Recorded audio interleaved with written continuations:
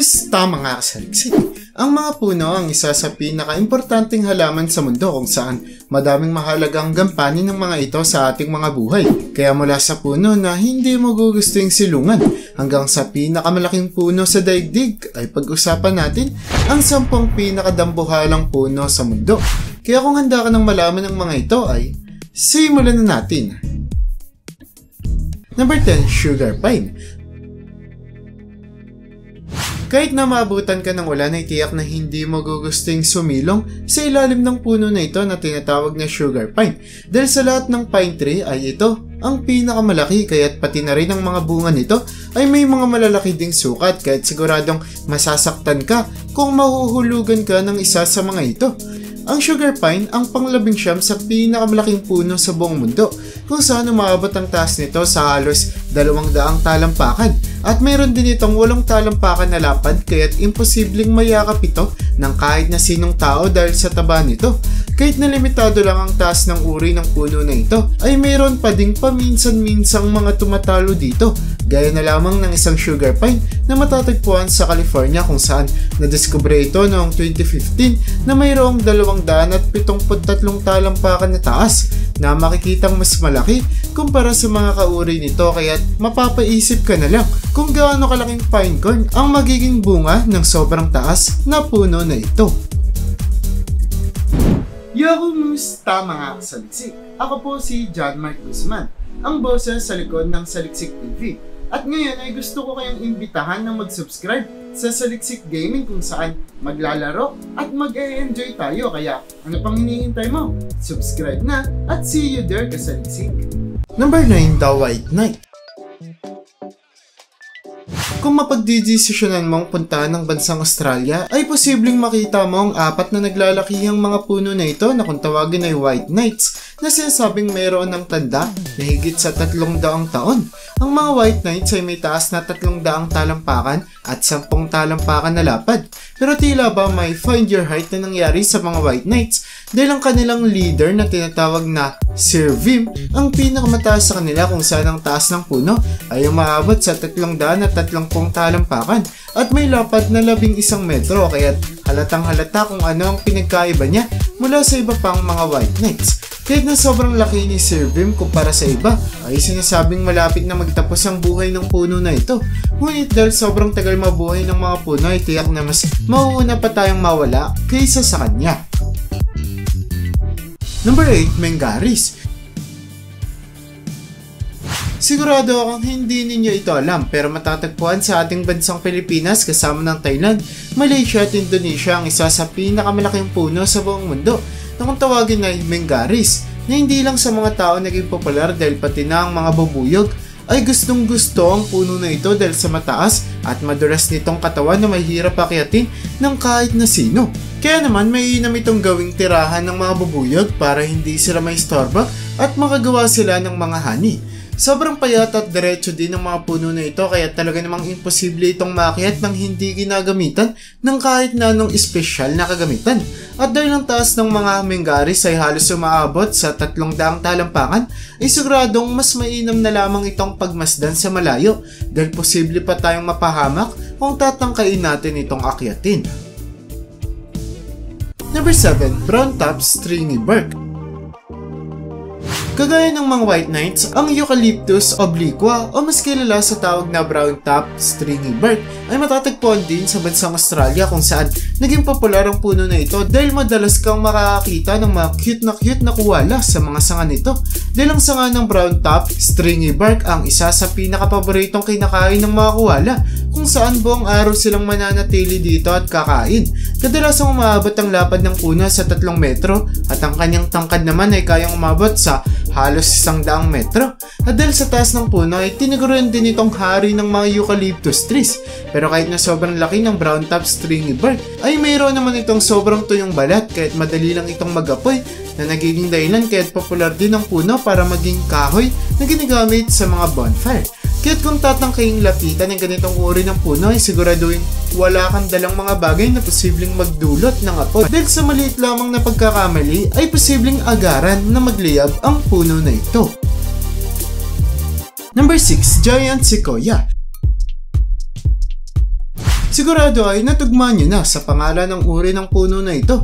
Pero ang mga giant sequoia ay mayroong mga mahahabang katawan na may halin tulad talaga sa mga higante kung saan posibleng umabot ang haba nito sa 314 na talampakan na kung tutumbasin ay kasing taas na ng isang gusaling may 28 palapag. Sinasabi din ng mga giant sequoia ay ang isa sa pinakamatandang nabubuhay na puno sa mundo kung saan pangatlo ito sa pinakamatagal nang nag-e-exist na puno sa ating planeta.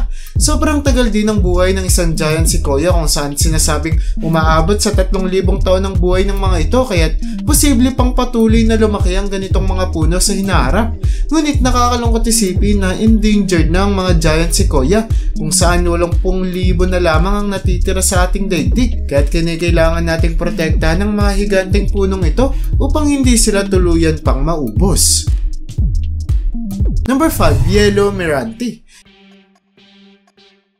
Kahit na naging pangalawa o pangatlong pinakamataas na puno ang mga Yellow Meranti noong nakaraang mga dekada, pero dahil may mga bagong uri ng puno na nadiskubre na mas matangkad dito, kahit hindi na naging popular sa mga tao ang ganitong uri ng puno. Ngunit tila ba may isang Yellow Meranti sa isla ng Borneo na ayaw magpatalo dahil kahit na masyadong mababa na ang ranggo ng Yellow Meranti sa matataas na puno, ay nananatiling lumalaban ang puno nito kung saan ang tangkad niya ay maabot sa 100 metro ang taas. Kaya't kaya nitong may pagkompetensya sa iba pang mga matataas na puno sa ating listahan. Dagdag pa dito na ang isla ng Borneo ay mayroong makapal na hamog. Kaya't kung tatangkaying bisitahin at tignan ang palaban na dambuhalang Yellow Meranti na ito, ay talaga namang makakakita ka ng napakagandang tanawin na sigurado akong hindi mo makakalimutan. Number 4. Noble Fir. Talaga namang hindi may pagkakaila na ang bansang Amerika ay naglalaman ng ilan sa masusukal na kagubatan sa ating daigdig, kung saan matatagpuan din ang isa sa pinakamalaking puno sa buong mundo na kung tawagin ay Noble Fir na naging popular para sa mga tao. Dahil ang puno na ito ang pinakamadalas gamitin para gawing Christmas tree dahil maliban sa tangkad nito ay mayroon ding matibay na mga sanga ang Noble Fir kaya't pwede itong lagyan ng madaming mga ornaments. Ang laki ng isang Noble Fir ay kayang umabot sa halos 300 talampakan kaya't imposible ding magamit ang mga puno na ito para maging Christmas tree sa loob ng bahay. Kaya't madalas makita ang mga Christmas tree na gawa sa Noble Fir sa mga parke o loob ng mga mall kagaya ng sugar pine. Ang mga bunga din ng Noble Fir ay sobrang laki, kaya't kung tatangkaying sumilong sa ilalim nito ay mag-ingat-ingat ka sa posibilidad na ikaw ay mabagsakan ng malalaking mga pine cones.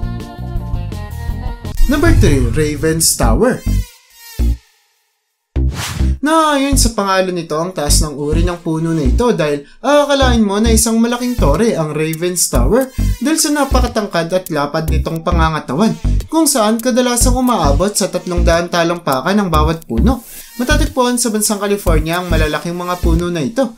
Ngunit kahit na malahigante na ang Raven's Tower, ay tiyak na may hihirapan kang hanapin ng mga ito kung saan sinasabi na tanging mga residente lamang malapit sa lugar ang nakakaalam kung saan sila matatagpuan.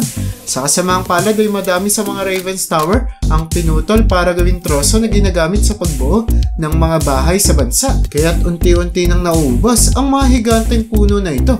Ngunit mabuti na lamang at gumawa na ng paraan ng mga otoridad para protektahan at pangalagaan ang mga natitirang Raven's Tower dahil kung hindi nila ito ginawa ay posibleng sa susunod na dekada ay hindi na natin muli pang makita ang napakatataas at dambuhalang mga punong ito. Number 2. Centurion. Matatagpuan sa bansang Australia ang isa sa pinakamalaking puno sa mundo na kung tawagin ay Centurion na may tangkad na umaabot sa 100 metro.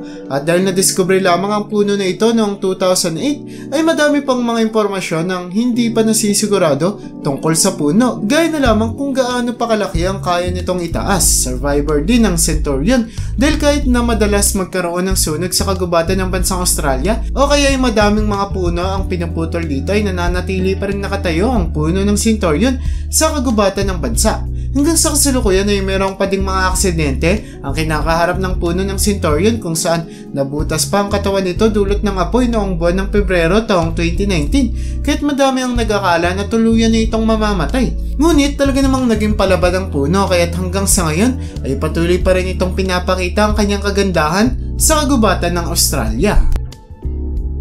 Number 1, Hyperion. Talaga namang mangliliit ang kahit na sino sa atin matapos nating makita ang puno ng Hyperion sa California na kilala bilang pinakamalaking puno na nabubuhay sa ating daigdig, kung saan mas matangkad pa ito kung ikukumpara sa mga matataas na gusali gaya na lamang ng Big Ben sa siyudad ng London sa bansang England o kaya sa Statue of Liberty sa siyudad ng New York. Natagpuan lamang ang Hyperion noong buwan ng Agosto taong 2006, kaya't madaming mga tao ang nagulat matapos lumabas ang balita dahil kahit na sobrang tangkad ng puno na ito ay bakit kamakailan lamang ito nadiskubre. Ngunit dahil masyadong nakamamangha ang Hyperion na sinasabing mayroong tangkad na 600 hanggang 800 talampakan ay pinangangalagaan na ito ng gobyerno, kung saan hindi pinapalabas sa publiko ang lokasyon kung saan matatagpuan ang puno. Nakakalungkot mang isipin na hindi natin posibleng mapuntahan ang pinakamalaking buhay na puno sa buong mundo. Ay hindi dapat tayo mawalan ng pag-asa dahil madali lamang natin itong makita kung sakaling mapadaan tayo malapit dito dahil sa laki nito. At yan ang bumabuo para sa listahan natin sa video na ito. Nakatutuwang isipin na mayroong mga malalaking puno na matatagpuan sa ating kalikasan dahil talagang makikita natin dito ang isa sa pinakamahalagang halaman sa ating daigdig. Dahil talagang makikita natin dito na ang isa sa pinakamahalagang halaman sa ating daigdig ay mas lumalaki pa at yumayabong na sana ay hindi matigil. Kaya para sa'yo, alin sa mga puno sa ating listahan ang pinakagumulat sa'yo? I-comment mo naman yan sa baba at hanggang dito na lang muna ang aking bahagi. Hanggang sa muli mga kasaliksik. Maraming salamat sa panonood. See you in my next video.